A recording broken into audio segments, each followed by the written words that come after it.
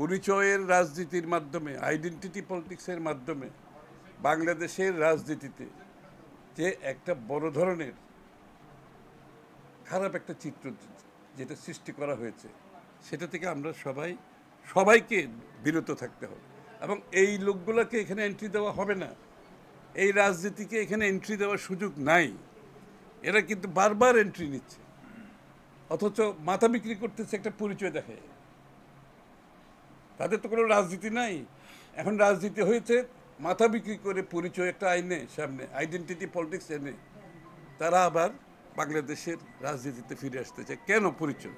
তোমার রাজনীতি নিয়ে তুমি আসো, আরেকজনের পরিচয় দিয়ে, একটি ধর্মের পরিচয় দিয়ে, একটা ধর্মকে ব্যবহার করে যে বাংলাদেশের মানুষের কাছে যাওয়ার কোনো সুযোগ নেই।